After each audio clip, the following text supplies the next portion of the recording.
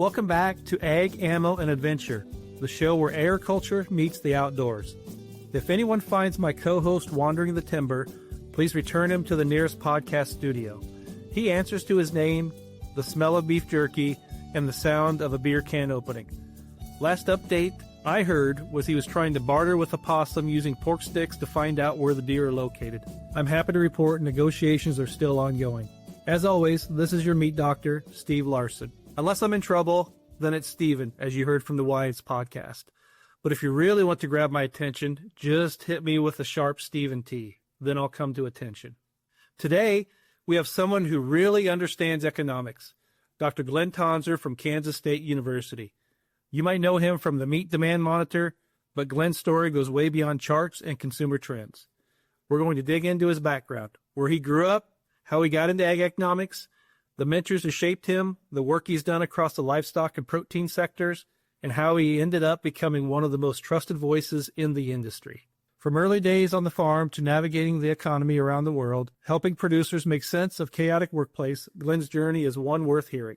So buckle up. Today we're talking meat, markets, consumer behavior, career paths, and the real-life experiences that shape one of ag's sharpest minds. Welcome, Glynn. Hi, Steve. Thanks for having me on.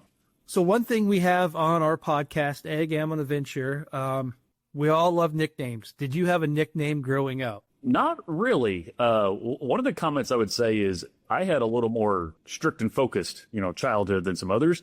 And I kind of grew up fast, if you like, and things like nicknames and so forth weren't quite as common.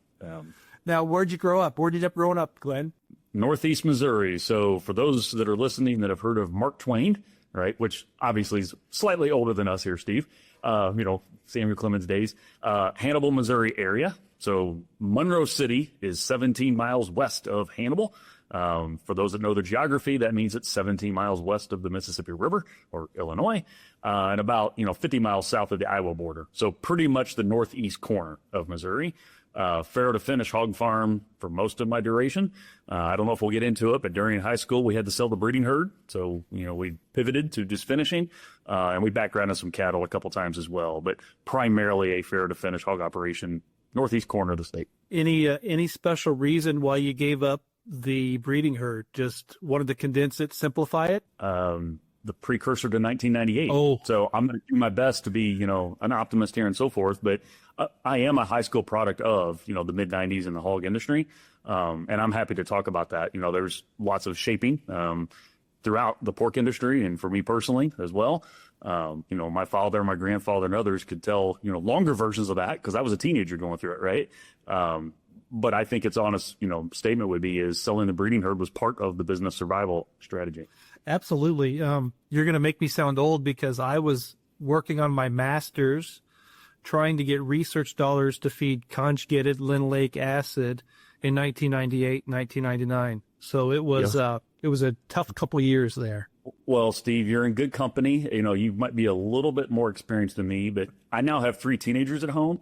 So I feel like I'm getting older by the minute. And I suspect most of your listeners can relate to that. So, at some point, these differences in ages, we measure them in decades where we used to do it by weeks and months, right? When you were still in high school. But I think most of your listeners can appreciate that point. Well, now I'm going to speak some Northeast Missouri information to you. Does a town called Olney, Missouri ring a bell? Not immediately. Now, maybe it should, but not immediately. That's where, so my master's professor, F.C. Parrish, that's where he grew up, was in Olney, Missouri, which is not too far from Hannibal, Missouri. Yep. I think it's, 20 minutes north of St. Louis, somewhere around there. Okay. Yep. So it'd be about an hour south of where I grew up, okay. If that's right. So the odds are I've driven through it and didn't realize it is probably the blind admission of truth there. But I think there might be 2 houses in Olney, Missouri right now, so you could have driven through it and not known. And that's what I was trying to politely allude to, yeah. Hey, we have the same thing in rural Iowa, too, all right? Yeah. Well, the difference there is you still have a Casey's because you can't throw a baseball and not hit a Casey's. So, amen. Thank you, Casey's Breakfast Pizza. Well, how does a Northeast Missouri guy end up at Kansas? Is that where you got your undergrad? Not my undergrad. So my bachelor's degree is from, it's now Missouri State. Okay. But at the time it was Southwest Missouri State down in Springfield, Missouri. I am a first generation college kid. And the relevance of that was I was not going to leave the state when I went to school. And at the time, I thought Columbia was too close to home. So sometimes I get asked, why didn't you go to Columbia? Well, I wanted to stay in the state, but not go to Columbia. And I won't belabor why that is here. I have nothing against Mizzou. Don't take it that way. But it was a little too close to home was the core part of that. So my bachelor's is from now Missouri State. My PhD is from here at K-State. And, that sort of fast-tracked me onto the meat and livestock econ world.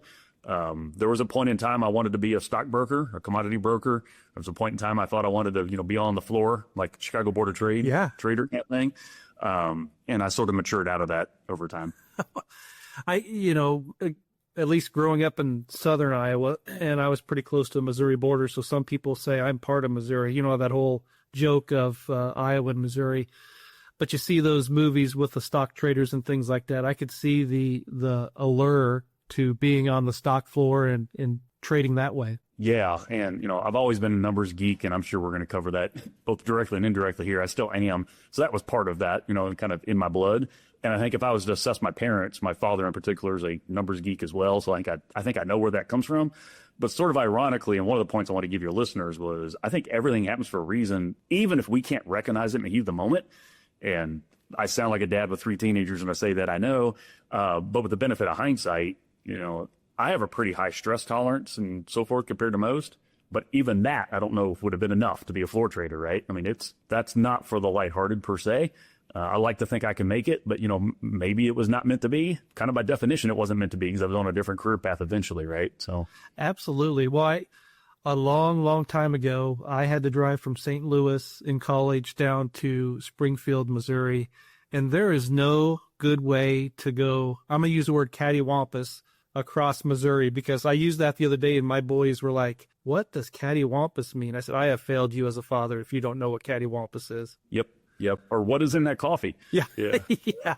It's just Irish coffee, kids. And so what way would you go to get home and to school? So I would drive, maybe 50 miles towards St. Louis, leaving Springfield, that is, and then turn north and then go through the lake, the Ozarks, head to Jeff City. And as you said, just kind of go the way a bird flies the best you can on those roads. It's about a 4-hour drive. During the time of year, this is very fitting for your podcast. There's a lot of deer to dodge. This north of the Missouri River is a lot more corn, so the nature of the deer is different, but there's deer that entire route. So now, did you grow up hunting in your area? No, I actually did not. A bunch around me. My father wasn't a hunter, other than he would kill coyotes when we had farrowed some hogs outside, which is something also unique as I can speak to outdoor housing as well as modern conventional because the bulk of our system was modern conventional. So I could compare and contrast and so forth. But the only hunting I grew up really around me was my father putting down coyotes when they were an issue for the swine. Oh, yeah, absolutely. Now, do you still have the family farm in Northeast Missouri? Not the one I grew up on. Okay. I'm the oldest of 3. Growing up on the hog farm was very good for me and I think my siblings. But when my brother, who's 2 years younger than me, kind of followed suit and went to college, and you couple that with the realities of the industry at the time, it was sort of a get bigger or get out, moment for my parents. And the quote unquote free labor wasn't there anymore, right? It's a common story. I think we ate a lot, so we weren't exactly free, but everybody knows what I mean by that. So that was a pivot point for the family. And the decision was to sell the farm. And I honestly think that was the right decision for my parents. I do at times wish it was there to go back to for sentimental reasons and could sort of use it to teach lessons to those 3 teenagers of mine I alluded to and so forth, right? I mean, those things I kind of wish were there. But in aggregate, I do think it was the right decision for my parents. Now, are they still around? Do they still live in Missouri, Glynn? They do. My parents are high school sweethearts. They went to Monroe City High School and haven't ventured far. And one of the blessings for that growing up was I had a ton of family around me, kind of on both sides. Oh, gotcha. All 4 of my grandparents were still alive until I think it was 12 when I lost the first one. I was around them, and aunts and uncles and cousins and so forth. And that's quite different than most growing up today. And the arguments on the farm that happen, fathers and sons don't agree on everything 24/7, right? But good luck finding a grandson that's going to argue with grandpa twice, right? And I usually interject that because, quote unquote, back in the day, and I was blessed by this, having 3 generations around, not just 2, was probably good for the family dynamics on that front. Absolutely. Right? And on balance, most of our society, not just in ag, but most of our society doesn't have that the same way today. Now, did Did you want to go back to the farm? So you went to Missouri State. Did you major in animal science or economics, or what was your major? And did you want to go back to the family farm? So, no, I mean, by the time I was 18, I was pretty clear I wasn't going to come back and farm. Now, exactly what I was going to do, like a lot of other folks, my answer to that evolved, but the desire to come back and farm wasn't very strong. And, that was shared. That was probably part of my father's assessment and so forth, right? So agriculture business is what I majored in.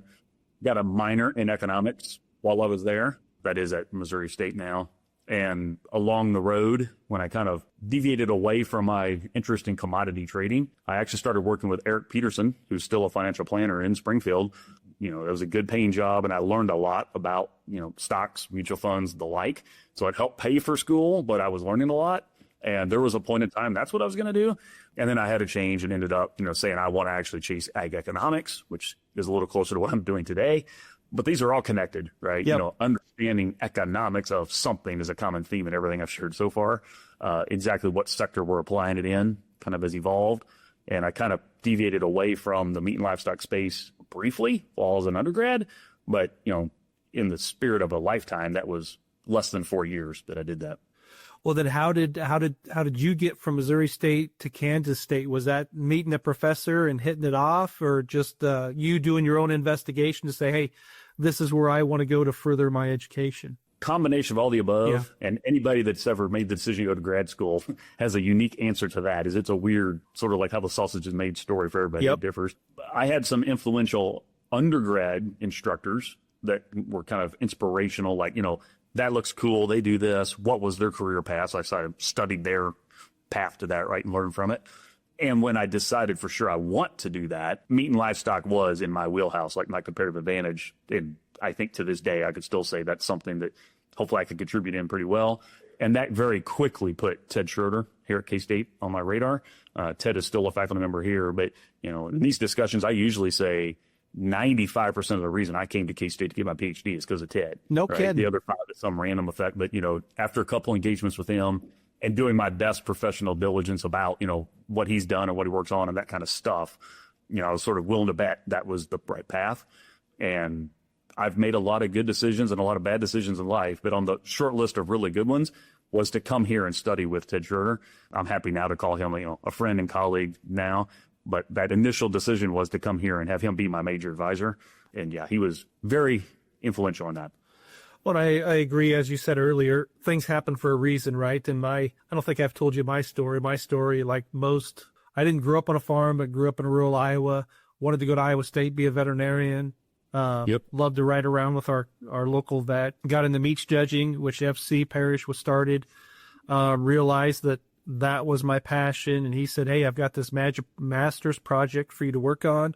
Would you like to be the coach and work on this at the same time? And yeah, that'd be great. I thought I was going to graduate, Glynn, and go work at Johnsonville. And then our landlord was Charles Thoen, who was out at the vet school. And he says, hey, have you talked to Hank? I want you to talk to Hank Harris and Scott Hurd to see if you want to get a PhD, and ended up doing that. And then the rest is history, because it just happens, Glynn. It all happens for a reason. So, and I have other colleagues I should put shouts out to, and I'm not going to, bore your listeners with all of them. So that's my disclaimer for anybody I'm not giving credit to. But to kind of double down on the Ted point, anybody that pulls up Ted Schroeder and like what he's worked on in the last 3 decades, they're going to see his, what I call direct and indirect effect on the meat and livestock economics.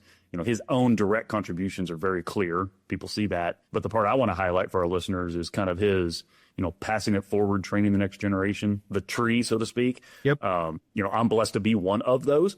And there's several of us around the country that your listeners would be, aware of. I'm happy that I've been part of that. And, I'm now sort of mid-age, mid-career, so forth, and wearing a little bit different hat. I think that's now part of my job too, right? Is not that I could do it the same way or as good as he did, is not the point, but I think part of growth is to recognize when it's your turn to do some of that. And hopefully the students I've been blessed with, are happy to have worked with me. Hopefully I've helped them meet their goals and so forth. But as we mature, whether you are a geeky academic ag economist like me or whatever your, role in life is, part of that is growing and being a leader in different ways. And I encourage us to do that. Agreed. And I ended up getting married during my master's tenure. And In fact, I probably would have stayed after my PhD to get another degree or two, but my wife, who we referred to on this podcast as the boss, said, Steve, you've been in school for 10 years now. I think it's time for you to get a real job. Yep, I understand. Well, I met my wife in grad school. So Shauna was wrapping up her master's degree here when I started my PhD, and we got married before I wrapped up, and we moved to Michigan. So I was in Michigan State. Oh, for you 4 went to years. Michigan for a little bit, huh? Yep, and we enjoyed our time in Michigan. We're treated well. I have only good things to say there. The distance from family was a bit of a challenge and so forth. Now, is she from Kansas, Glynn? She's from Kansas, but I'm interjecting it both to give her a shout out and to just be transparent. I also have a boss, right? So I hear you loud and clear. Oh, absolutely. Oh my gosh. So, well, what was her study? What was her major when she was working on in Kansas State? So Shauna has both a bachelor's and a master's from our Ag Econ department. Some would say that's too much Ag Econ in one household, and that might be accurate. But you could flip it on its head is, I think God knew I needed a fellow geek to tolerate me. I think that was part of the plan that, and probably honestly part of the reason that, I came to K-State. So I said earlier the 95% was on Ted, and that was the appeal per se. But I think there was a plan that I wasn't aware of, and it was to meet her, right? So had I not come here, I would not have met her.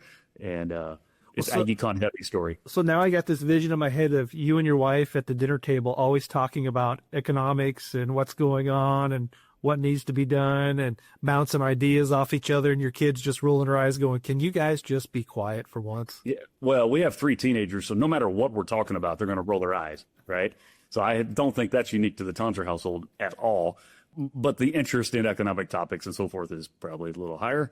We are human, and we love living vicariously through our kids on the basketball court and other stuff. It's quote unquote not about Ag Econ, of course, but I am blessed that I'm married to somebody that has similar interest and can read the Wall Street Journal and tell me, what I haven't read yet. And I mean, that's, what's your take on this and so forth. And the match fit is important. No, that's great. Well, did you have any other influential people besides Ted Schroeder, right? And I first met you when I was at the pork board, and you and Ted came together to do this research paper for us, which was phenomenal. And that was my first interaction with both you and Ted, and it was quite the pair sitting down talking to the both of you two. Yeah, and honestly, Steve, I could list off like 200 here. I'm just going to give a few. Probably most importantly, I'm going to go back to your original question. It starts with my immediate family. Yeah. They are by far the most influential. Hopefully, I have sustained a decent work ethic in life. When I was younger, I definitely had one. And that's 100%, from my parents and my broader family. So, I helped roof homes. Part of how I paid for my undergrad degree was shingling homes. So uncles and cousins and so forth were doing, there's a wide family nest that shaped me before I ever stepped foot on any campus is what I want to, say there. Once I was on campus, as I alluded to, I was kind of inspired by some undergrad professors. In hindsight, nothing to do with their research program or anything like how good they were at podcasts. It wasn't even a thing at the time, right? But just, how they presented stuff, and it was intriguing, making me think about it in the classroom. So in hindsight, they were just good communicators that understood their topic, and I was kind of inspired to follow the lead and so forth. I made the shout out to Eric Peterson. He took me under his wing for financial planning reasons and was sort of a father away from home at the time, so he'd be on that influential list. And there's been a whole bunch since I went to grad school. And for the sake of time, I'm not going to name drop all those here. But most of us, if we're really honest, the most influential people kind of happened before we entered our professional space. I'm going to sound like an old dad here for a moment because my oldest is 18. But, time is flying with him, right? He's almost out of the nest, so to speak. And the vast majority of the direct influence I've had on him, hopefully mostly good, but regardless, good and bad, is pretty much behind us, right? I look forward to decades of that going forward, but the reality is the number of minutes per day is going to be a lot lower with them, right? So how long have you been at Kansas State? How long has the tenure been at Kansas State so far? Yeah, so we were here for my PhD and then left to Michigan State, and then we came back here in 2010. So since 2010 in this stint, I didn't mention Jim Minert earlier, partly because I knew his name would come up here. So Jim Minert was here, and another influential person while I was in grad school that I got to work with, another meat and livestock economist that some of your listeners would know about. He had moved to Purdue University. Like while I was at Michigan State, he had moved to Purdue. And because of that, his old job opened up. And for the most part, you're now looking at his old chair, so to speak. Oh, gotcha. So the position I have is an old, it's a tweaked version of that. that timing was hinging on his making that move, right? So back to everything happens for a reason. You know, the move from Michigan State back to K-State was sort of triggered by that opportunity. In 2010 would be the timestamp on that. Oh, that's great. Well, so let's dive into a little bit of the meat demand monitor. Yeah. How long has that been going, and what precipitated the idea to do this? Yeah, I guess I'm just a glutton for more to do. Maybe that's with the benefit of hindsight. I was like, I'm not sure. I should have done that. I'm half joking, half not there, because all good ideas take time, right? Yep. And I do think this has proven to be an effort that's worthwhile. So it's half in jest my comments, but it does take time and energy to do it well. The idea was sort of a recognition, again, a meat geek that likes numbers, is we need to know more about why the public does what they do in the meat space. Why do they buy a pork chop, or why don't they buy a pork chop? Why will they pay what somebody in Iowa thinks is astronomical amount for ribeye steak, right? Why do they say they're a vegan, right? I mean, there's a long list of things there that I thought we needed to, we being society and even more the meat and livestock industry, needed to better understand. And I was inspired by Jason Lusk, who previously was at Oklahoma State, who had run something similar for the broader food space, and other more general, like survey-driven data sources, and merge all that together. You know, I started sort of selling the concept to both the beef and pork checkoff partners is, can we do this? You know, can we do it in a way that's based at K-State, so it has the academic home? It's producer funded, so it's not one private company that, you know, controls it and so forth, all that. We've been collecting the data since February 2020. And when I say collecting the data, is we do a nationally representative survey of the public. So this is not a producer survey, it's a public survey. And I say public, not consumer, because I'm also telling the world what I think the prevalence of vegan and vegetarian rates are. So it's a public survey, not just a meat consumer survey. And there's a good story there, by the way, for the meat industry, is that number is actually declining. We'll come back to that if you want. But since February of 2020, we've been doing a nationally representative survey. So we're basically 6 years into that effort. And the shout out would be to the pork and the beef checkoffs for Regulate funding that, supporting it, and sort of letting us take the academic approach to it. You know, they're supporting it, but not micromanaging it, which I think gives credence to the project as well. And a shout out to the graduate students. You know, I alluded to earlier about the pay it forward and our changing roles. You know, that project has allowed me to support several students here. I'll probably give a specific shout out to a couple here before we're done. But that's the modern reality of doing university work, is hopefully doing something that's relevant off campus, do it in a way that it can pay the bills and train the next generation. So think of Venn diagram visually. If we can find ways to find those overlaps, and it's on a topic or an area where you have a comparative strength, which I think I do in that space, then we should be saying yes to those opportunities. And on balance, I think the Meat Demand Monitor checks a lot of those boxes. No, I 100% agree. And, you know, one of the questions that seems to get asked is, how do we know, and I'm sure you heard this 1,000 times or a lot more, when a consumer tells you something or fills out a survey, how do we know that that's indicative of what they're going to do? Do they do what they say, or do they tell you, and then when prices go up, they do something completely opposite of that, Glynn? Yep. And there's certainly not a one-to-one connection there. Yeah. You know, you and I aren't consistent in that space, right? So we really can't expect survey respondents to be either. But there are mechanisms to build these surveys to be, I'll say it, compatible with that. We have data quality checks built in. So they are speeder checks, and there's what we call hypothetical bias checks, and there's other mechanisms. Most of your listeners probably don't care the details of how we do that. But being aware of that, you know, potential problem is important, just being a steward of the resources and what I'm putting out. So I'm well aware of it. But directionally, I think we're very confidently getting the correct stuff. For the few geeks that really want this, that are listening, we have most faith in marginal conclusions. So, for example, what you're willing to pay for bacon versus pork chops, whatever that differential is, I have a lot more faith in that from any survey-based, like, stated preference than I do the absolute level of bacon or the absolute level of pork chop. So, and again, that's all I'll say there, is the marginal differences we have more confidence in these methods than the absolutes. And if you can use those marginals and couple them with absolutes from a different data set, like a Circana scanner data, for example, which is somebody opened up the wallet at Kroger and bought it. I mean, that's real. We can't really debate that. Yep. The only debate there is, did they do it because it was on sale or not? And you can debate why they did it. There's a whole other discussion about the why they did it, but it's real. We know they did it. So if you can merge the insights from these multiple data sets, is what I'm really trying to impress on people, I think we're increasing understanding. And that's sort of, it's not the only role, but it's one of the key roles of the MDM. Well, and let's do this because I don't want to forget. So if somebody were to want to learn more about the meat monitor or meat demand monitor, where could they go find more information, Glynn? Yeah. So consistent with it being beef and pork checkoff funded based at K-State, one of my mandates from the get-go is, as long as that's the case, and it has been since inception, it should be fully and transparent, everything available. And it is. And when I say that, the rawest of the raw data, like including the shit responses, the ones that I later throw out in my due diligence, they're available. Really? Right? Yeah, they are. So it's like you can't get more transparent is the point of that comment. And we have a fact sheet that says how to throw them out if you want to use the data. That's part of your quality control efforts. But everything is on our agmanager.info website. So just like it sounds, ag, and then manager.info, which is one of the websites here based at K-State in our Ag Econ department. We have a whole host of meat demand stuff, because me, Ted, and others kind of live in that space. But a sizable part of that meat demand presence is tied to the meat demand monitor. And the raw data, as I alluded to, is there. Every month we put out this 4-page report that's approved by both checkoff groups and USDA AMS, consistent with that. You remember from those days is every month we're navigating that. They're out there. All our special reports are there. Justin Bina, this is my cue to give him a shout out, is a former PhD student, now a faculty member at Arizona State, who had a lot of his time here supported by the MDM, has done a lot of work with me on this. And he's built a data visualization tool so you can download stuff at the state level and so forth. That's all. It's using the same data, but it just eases pulling the insights or makes the information more shovel ready.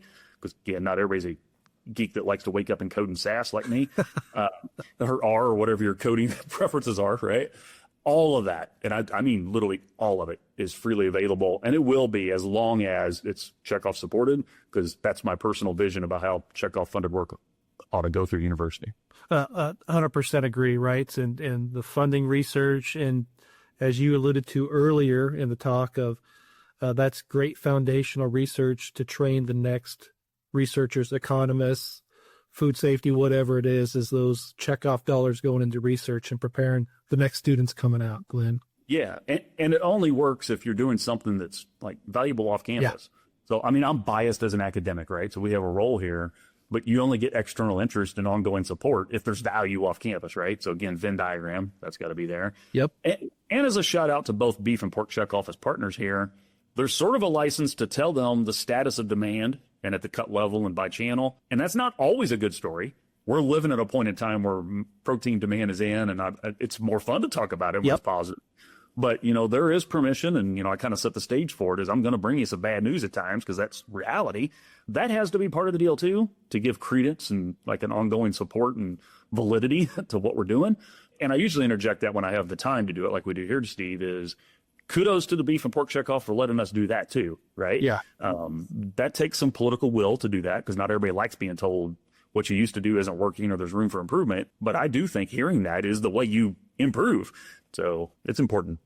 Well, and so let's, I know the listeners are going to want to try to understand. Let's take beef first. So I'm a pork guy, as you know, but beef has been in the news and will probably be in the news for the next years to come, with reduction of the herd and prices and demands and consumption. Could you shed any light, or would you like to shed any light on what you've learned in the MDM on what consumers are doing? Are they substituting? Are they still paying, I don't want to call it expensive beef, but the price beef that's out there compared to years before?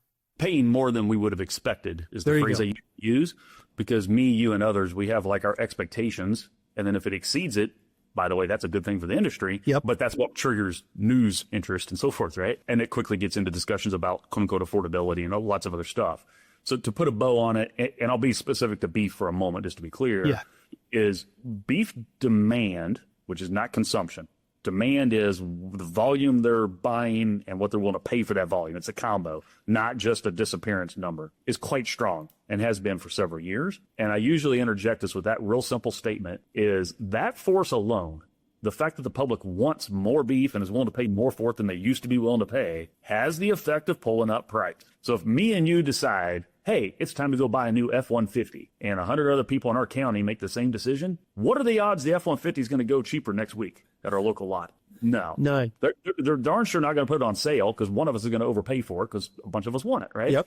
And I'm not picking on F-150s. Rather, I'm giving an example because your listeners know what an F-150 is, and it's not beef, right? So the market is working in that sense that if you have a good, in this case, a beefsteak, ground beef package, whatever it is, and the public values it more than they used to, we ought to expect the price that's cleared the market to be higher. That's what's going on. The supply part of this is real, and we can talk about that. But honestly, demand strength has been the bigger market force. Yes, we have fewer mama cows than the past, but we're producing more beef per cow than ever before, which has a large offsetting, right, effect there. Supply is very likely going to tighten the next 2 years. But when I look at the previous two, supply tightening really isn't the story. We actually consumed more per person in 24 than we did in 23. No kid, beef. Beef. Yeah. The average person in America consumed more beef in 2024 than in 2023. Now, net imports is a part of that story, to be clear here. But the balance was, it wasn't a lack of supply on the market. Demand was strong and led to higher beef prices. And the cost of getting those pounds to consumers was higher as part of a much broader inflation story, right? Yep. So we got to get better. We be in society for a moment. I'm on my soapbox. But we got to get past just counting the number of cows in the industry. Counting the cows matters. We need to do it. But that is far from the end of the supply story, much less the broader economic story. And the last 3 months have probably not helped with that because there's been elevated external interest that, dare I say, has been more political and rhetorical than it's been data-driven.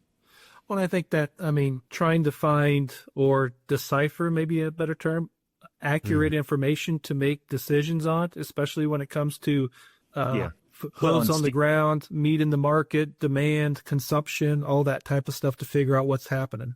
And there's always, I'm a data geek. I always want more information, right? Yeah. But information is only valuable if somebody could do something valuable with it. And so at some point that's important. But I'd be remiss if I didn't remind us, a lot of that, I call it external interest in the industry, occurred during the federal shutdown. So there was actually examples where I was not able to tell you what last month's Bureau of Labor Statistics beef price was. At the exact same time, we had historically high interest in what is that number?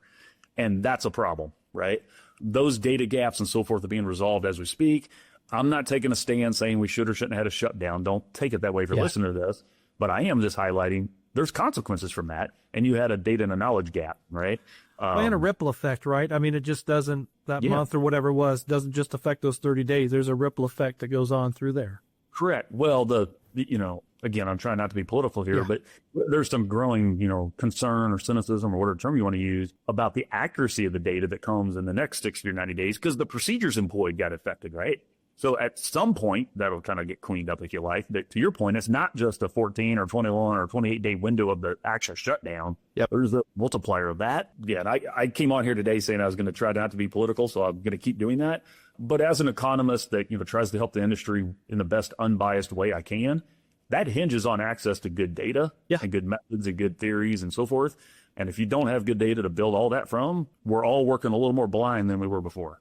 Yeah, well, and so turning the wheel 180 degrees, the pork industry would say, well, golly, why can't we substitute pork? Beef's at an all-time high. Pork's a great value, high protein, and we'll probably get into a little bit later. The new dietary guidelines that came out to eat more protein, right? And pork checks a lot of boxes of nutritious, cost-effective, all that type of stuff. But you tell me, I don't think consumers are substituting pork with beef right now. Yeah, no, they're not. Just on balance, they're not. Yeah. And again, remind your listeners to be transparent here. I do a lot of work to this day with the National Pork Board, trying to help them understand that.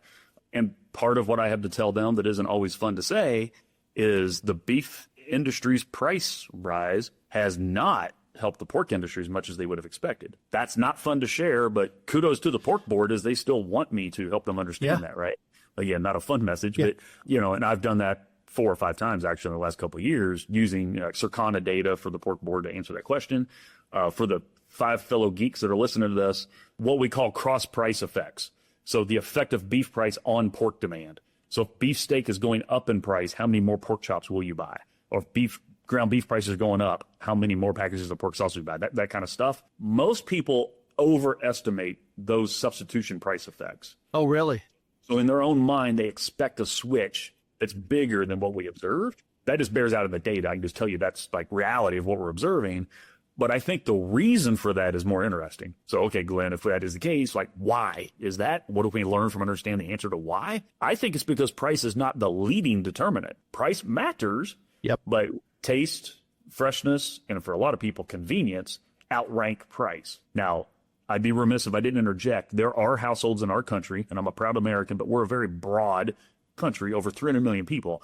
There are some where price is the leading determinant. And I don't want to be insensitive to that if you're more food insecure and so forth. I get that, right? There's that, but that's not the entire country. And the national market has that going on, and it has another group where price may not be relevant, right? So, I mean, it's like 13th on the list or something for some in America. But on balance, price is, I would tell you, about the third most important consideration per the MDM. Taste and freshness in particular always outrank it. And I think as a shout out to beef, their grading system, the decline in select cattle that corresponds to better eating experience on beef that aligns with the high quality taste outcome on balance has positioned them to, experience a good demand period. Or take advantage of a good demand period with that? Well, some of it's fortuitous that protein is in. Oh. So Google cottage cheese, right? And it's in, right? Or whey protein and protein shakes and lots of stuff, right? So anybody that's in the protein business is benefiting from that to some extent. And by the way, so is pork, just maybe not as much as they'd like. Yeah. But some of the ability to, seize those opportunities had a couple decades work before it. You don't come up with a grading system overnight. And you darn sure don't get the federal government grading system aligned with what you want to do overnight, right? I mean, that's a multi-decade, and you don't get the genetics lined up overnight. There's a shout out lots of ways here to the beef positive story. And there's things that the pork industry's done that are great too. I'm not trying to pick on them, but I do think there's some examples where, getting, whether it's taste or convenience or both, back into the perception of pork is pretty important for pork demand to get better going forward. I'm cautiously optimistic that might happen because we're in a broader meat protein is good environment. But I do not think the quote unquote competing price of beef is going to be the trigger for it. And a lot of people think it is, but I don't think that's the mechanism for it at all. Well, and I'm in that boat. I thought, well, as high as beef prices are going up, a good substitute's pork, and it doesn't seem that. And maybe I think that's why the Pork Board came out with their new tagline, their new campaign of taste what pork can do, right? Taste and convenience rank high amongst consumers. So let's give them taste what pork can do. So Steve, let's use another educational moment and pick on our age for a moment. Yeah. So go back to my high school story. The first vehicle I bought was personal vehicle was a Chevy S10, which Ford Ranger type of the Chevy side. And it was a 4-cylinder 5-speed, no AC. And I was the geek that bought it because the 5-speed, no AC got a little bit better mileage. Okay. I was that geek back then, ultimate tight economist, blah, blah, blah. Why am I giving you that little reminder? It's an old story about a S10, but good luck going and finding a, quarter ton or half ton truck that's a manual today. Yeah. There was a point in time you could actually buy them when they were cheaper than the automatics. The value of convenience and eventually the development, the miles per gallon differential kind of disappeared. Yep. The engineer figured out how to do that, changed. Well, the cheaper option disappeared from the market. I would argue because the consumer said we actually value the automatic, right? I mean, fast forward. Raise your hand if you're listening that you want to go back to the 5-speed manual half ton, right? I mean, there's probably a few of your listeners that do, but vast majority of the country doesn't, right? So there's more to it than just purchase price is what I'm really trying to allude to here. Yeah. And the value proposition of that automatic transmission is pretty high. We kind of take it for granted, right? But you're not slipping and replacing parts quite as often with the automatic. Well, and I'd say there's probably a lot of our audience that says, what's a manual transmission? But what's that mean? Yeah. I trust you got some older hunters on here to understand. But what I'm really trying to press on folks is there's more than just price to these discussions. Price matters. I wouldn't be a good economist if I didn't say price matters. But if you simply try to describe everything with price, why did I buy a diamond engagement ring? Back to shout out to Shauna. There's cheaper rings in the world, right? Yep. Some other reason that I paid up for a nicer ring, right? Most of our listeners have some version of that you can relate to. Absolutely. So I'm going to turn the wheel another 180 degrees of poultry demand consumption seems to keep going up, right? And you probably have a good explanation. I don't. It seems to be, I don't know if it's versatility. It definitely isn't flavor, but it takes a lot of flavors. Do you have any insights on why does poultry still keep ticking up? So first, I'll make the distinction between consumption and demand here. Yeah. Let's just use the consumption number first to just hold your listeners' hands a moment. We're consuming more chicken per person than we were 5 years ago, than we were 10, than we were 20. And I think that's for two big reasons. One is the industry's cost of production efficiencies enable them to produce more chicken cheaper per pound than they used to be able to. So even if demand is flat, if the consumer is just neutral about chicken breast and wings and whatever, if you're doing that, you're going to grow your market. Right? And I would argue that's been the case. Now, shout out to pork for a moment. We got more efficient at producing per pound as well. Beef, not so much. Cost per pound of beef, that's not really the story in the beef industry, but pork would have that parallel. Chicken also has, what in the eyes of the consumer for a moment, probably the most convenient set of products. So chicken breast is quite standard and shows up in lots of ways, right? This isn't meant as commercial, so that's my disclaimer. I don't like doing commercials for anybody. But you have things like Cane's, an entire chain that is nothing but chicken fingers, right? There's several examples of this, Chick-fil-A. I mean, there's lots of examples that are very well-established fast food, growing entities that is, convenience of chicken is core to those businesses. And nobody's making those cars get in those drive-through lines. No. They're voluntarily opting into it, right? Yeah. So there's a value proposition there. Some will tell you the chicken breast carries the flavor well, to your point, because it's predictable and you can put whatever sauce or breading you want on it and so forth, a little bit more than some other products. I would say ground beef is more, flexible than a ribeye steak in a similar sense. So even this beef versus pork versus chicken, we got to be careful on because it's really cut level. I mean, I would argue the chicken breast is way more versatile than a wing. Ground beef is way more versatile than a ribeye steak. Pork loin, for somebody who wants to cut it, is pretty versatile, but you got to be willing to go do the cutting, right? So that's not for everybody at the moment too, and it's part of the loin challenge, I would argue. Yeah, I know. Just after the first of the year, went to the local Hy-Vee and they had loins on sale for $1.86 a pound, trying to get them through. And my freezer's already full, or else I would have bought a couple of them and just cut them up and froze them and pulled them out whenever we needed to eat them, Yeah. Yep. So, my household is way over indexes on meat. So not, beef, pork, chicken in particular, we way over index. That is my bias on them. And I have growing teenagers that like their protein, right? So all the above. So we help with that disappearance you're alluding to there. But I think one of the challenges, I tried to hone in on convenience, and I think that's part of it. Yep. I also think there's a perception of taste being different across those items. You're the meat scientist here. We're both meat doctors in some sense, but on the meat science front, the taste and the marbling connection difference on a typical pork chop versus a typical ribeye, so forth. It gets talked about amongst us geeks, but I would argue the industry still has room for improvement.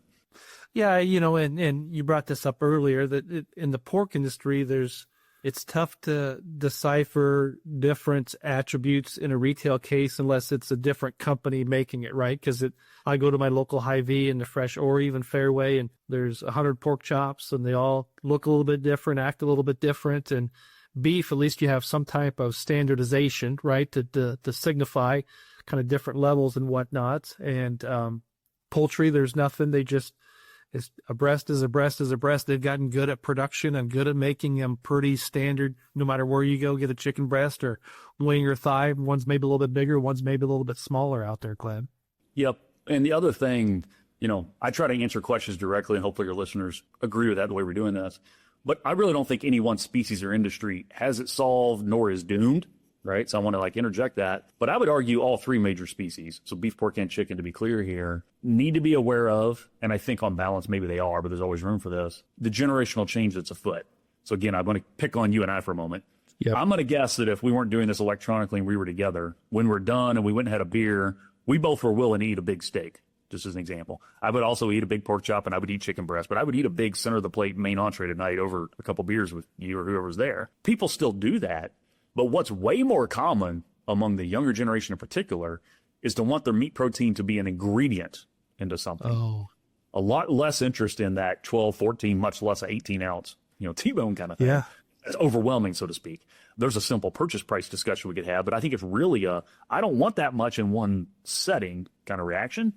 I think that generational change, and it's coupled with convenience, by the way, and cooking knowledge and lots of other stuff, but moving away from center of the plate to how does meat protein fit into how you're going to approach food, I think is a pivot we're in the midst of, generationally. But baby boomers versus others is like night and day on that. And different segments of all three major industries are kind of ahead or behind on that, is why I'm adding that. And for your deer hunters, there's the same thing is, some folks want to grind everything and put it in jerky. Some want to, save it and put it in their chili, some want to blend it half with beef and half don't. I mean, there's different approaches to that, right? Nothing's wrong with that, but it's not just the same uniform approach to what do I do with the deer meat, right? Yeah. Yeah. Well, and again, full transparency. We talked about a couple weeks ago. I hunt with a deer hunting group about 22 guys strong. And we've got so much land we need to push and post and things like that. Steve, is that because none of you are good shots? I'm not going to get into specifics, Glynn. All right, the deer know where to run. How about that? And again, I have not shot a deer in 3 years. We've made that evidence in the podcast as well. So I need to do a better job, Glynn. Yeah, sorry, go ahead. But given my background of the pork industry, we only mix deer meat with pork fat. Because we'll make some summer sausage, we'll make some breakfast sausage, we'll make some jerky and whatnot, and it's good. And Christmas came after Christmas this year for me. I put in my order to the AC Leg Spice Company, and we're gonna get some spices. We're fortunate. We got a really good dude that's got a heated garage, and he's got all the grinders, stuffers, and mixers that we need. So we infiltrate his house for a weekend and have a few drinks and mix up deer meats and smoke it, and everybody walks away with their fingers and toes still attached, Glenn. Yeah. Well, and that's a great experience. And, I hope you and your friends are able to keep doing it. But there's also a lesson in there is like, if you and your friends were honest on the value of your time and the direct out-of-pocket expense involved, the price per pound of what you ultimately consume is pretty high compared to what it would have been at the grocery store, right? But in my eyes, it's a very rational thing for you to do it if your group enjoys the experience. Why am I doing this to your listeners? Price isn't the only reason, right? It's not the only decision node, right? There's lots of those in our society, and we got to get better at recognize there's more than just price to most of our decisions. And your group is just another example of that. Well, and I'm going to highlight that because I told this story on the last podcast that I was watching the pushers come, and a doe came in front of me. It wasn't that far away, but I shot at her 6 times and missed, Glenn. And at $3 a shell, that was the most expensive deer that I'd never got. Yep. And there's witnesses. So I heard it in the timber. Hey, I don't think you got her. I see her running away. Hey, thank you. I appreciate you watching me. All right. Yep. Well, to keep it light, most of us here, we bought meals for girlfriends that didn't end up being wives. We've all got lots of versions of this, right? So part of this is just the life experience, Steve.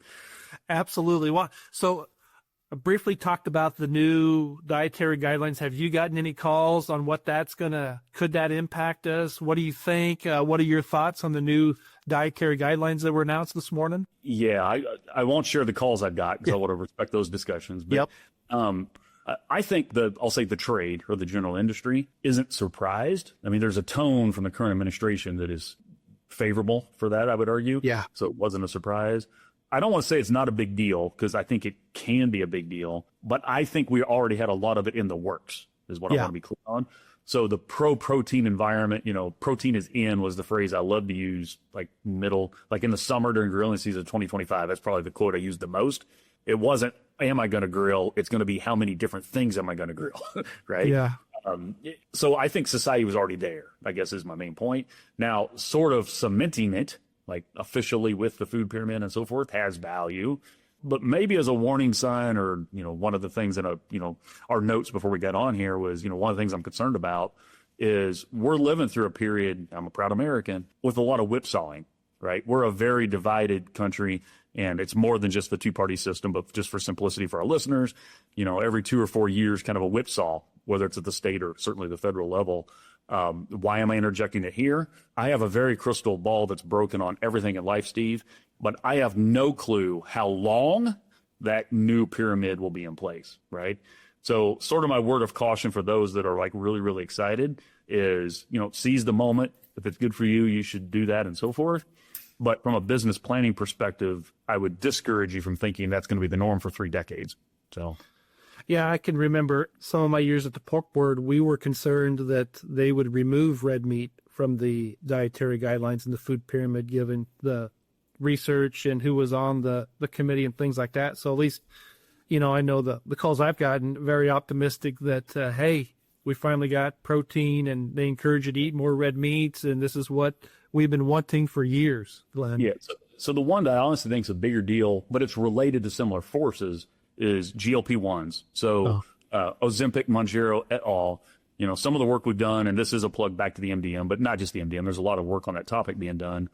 The average person that's on it, and there's a growing number that's on it, tends to be higher income than not, so a little less price sensitive. So what they want to buy is a quote-unquote market opportunity that's worth watching, is the point of that.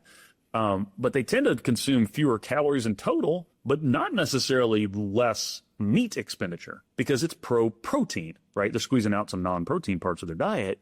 I think tracking things like that may have longer legs, and I would encourage folks to, watch that. And, the net cost from an insurance perspective of being on a GLP-1 is going to have a direct effect on how many in our country are, all this kind of stuff. So the size of that market effect is really real. The other part I would add is, like, red meat is a very blanket. I knew what you meant by it, but to make sure our listeners do. Yeah. Put all beef and all pork under one bucket is pretty misleading. There are, quote unquote, certified heart healthy products in each of those, and there's others that aren't, right? Yep. There's some that are incredibly lean and some that aren't. And like, if you go through the ground pork and the ground beef space, by definition, we vary the percent lean, right? Yep. Again, there's more to it than just lean, but if you're just using lean and percent fat as a part of that discussion, treating all beef and all pork as equal is not, quote unquote, accurate. And I think the average person that's a meat consumer knows that. They're past that. If they're worried about lean, they're the ones paying up for more lean, right? If they're not, and they really like the taste of quote unquote fatty bacon, they're the ones that are paying to put bacon back on a lean burger, right? Again, there's nothing wrong in the market economy on that in my eyes, but we probably all could say, beef isn't beef, pork isn't pork, chicken isn't chicken. It's a cut level and a percent lean, and the truth is a little more nuanced, and it quickly gets more kind of cut and product level in reality. Yeah, and I'm glad you brought this up, the term bacon, right? So I think I know the beef industry has been wanting to try to get their own quote, quote, bacon, and same with poultry, because that bacon seems to withstand a lot of, criticisms, a lot of dietary guide, whatever your vernacular is. People just like to eat bacon. Well, I think the core point there, Steve, is there are people in this country, and some of your listeners might be that eat a barrow in its proportions or eat a steer in its proportions, right? But that's a very, very small percentage of our disappearance plan, right? And the real simple point to make this is, virtually, if you're listening to this, raise your hand if you had tongue from a steer in the last year. Not many had beef tongue, right? There might be a couple on here, but the average person doesn't. They're exported. And the same with livers and a lot of other products. But disproportionately, some houses eat bacon every morning and never buy any pork loin. Some houses have ground beef for lunch every day and never buy a ribeye steak, right? Some have chicken breast all the time and don't want to mess with that painful thing called a thigh, right? Because it's not as convenient. Yeah. Why am I doing this to everybody? Is that we don't consume them in the proportions that come off of the live animal. That's another example of a market working. That's how we get the most value out of those cuts, is to let the consumers that value the cut the most, right, have them. But they probably shouldn't show up in our food pyramid kind of saying in equal proportions either. Oh, absolutely. And that's my plug to say that's why you talked about Raising Cane's and Chick-fil-A. I see now they're getting bacon on their chicken breast sandwiches, right? Yeah. Slowly. Yeah. And again, I support all three major industries and have kids that eat everything under the sun. I am one of the dudes that pays extra to put bacon on that chicken breast sandwich. So I don't see a problem with that. I don't think it should be mandated to do it. And I don't think it should be mandated to not allow it. I think you let the consumer decide, do they want to pay that differential or not? I 100% agree. And I think that's, we're getting to the top of the hour. I've got one last question for you that I'll open up to you. We always ask our guests what they have questions for us. But my last question for you, Glynn, is, you kind of alluded to this, but I'm curious now that if you weren't an economist, what would you be? Yeah. So my closer friends and my sons in particular are going to laugh at my response, but I love the sport of basketball. To be transparent here, a couple hours ago, I was playing old man ball over the noon hour, which I love to do. So if I was, 4 or 8 inches taller, younger, stronger, smarter, quicker, yeah, that would probably cover it. I'd be a basketball player. Now, as it is, I'm older, slower, shorter, weaker, dumber. So I pay to play noon ball, right? And hope you don't get hurt, right? And hope I don't get hurt. And I have before, but nothing like permanent, and, fingers crossed and send the prayers up that continues. I get great mental relief out of playing noon ball during the day. So don't take this the wrong way, but I'm not doing this stuff then, so I can do it better in the afternoon. It's a break, which is good. Back to heart health and so forth. I'm a big believer we need to, do our best to stay active and so forth. That's beyond basketball, but basketball does that for me.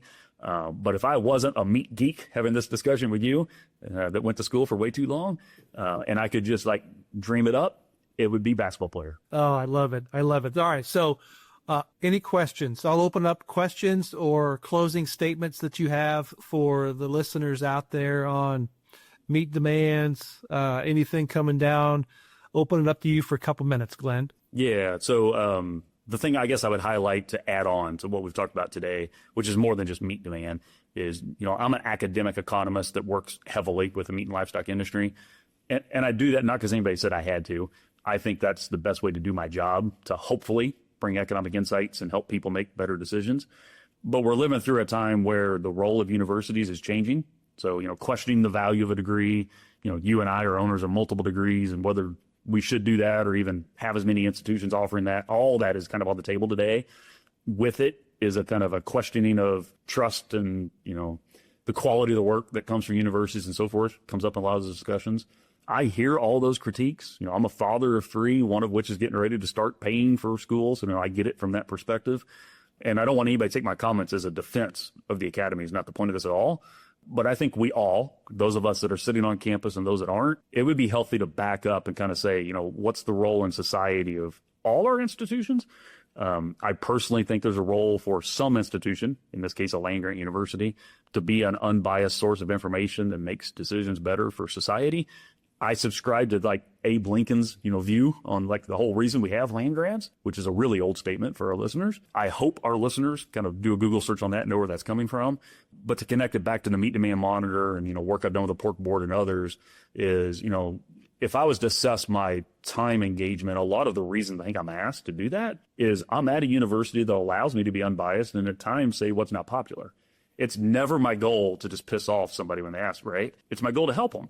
And sometimes the fatherly approach of tell you what you need to hear, not what you want to hear, comes to mind. I think the academy could do way better at that. This is sort of the shout out here. But I think society could do better at answering the question about what's the role and how much do we want to support universities as well.